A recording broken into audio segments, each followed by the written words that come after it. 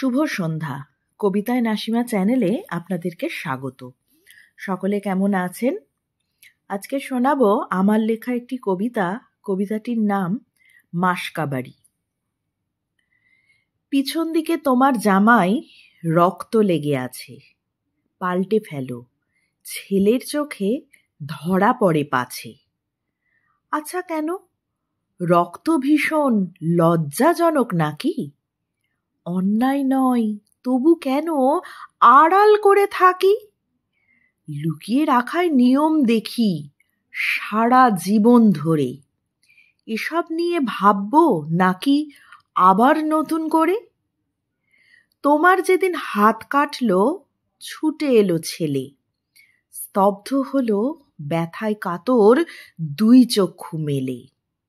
আরে সেদিন ভয় পেয়েছে রক্তারক্তি দেখে। সমব্যথী হতে মানুষ এমন ভাবেই শেখে। আমিও তো সেই কথাটাই বলছি তখন থেকে। অনুভূতি সম হোক মায়ের কষ্ট দেখে। ওটা তো সব মেয়েদের ঘটে প্রতি মাসে। প্রাকৃতিক নিয়ম মেনে যেমন বর্ষা আসে। কষ্ট কিছু কম হয় কি মাসকাবাড়ি বলে? সব মেয়েদের হচ্ছে তাই এড়িয়ে যাবে চলে? কষ্ট তোমার সমান করে ভাগ করে নিই চলো। আর এছাড়া উপায় কি শুনি, তুমি বলো। কষ্টের তো ভাগ হয় না, সেটা আমি মানি।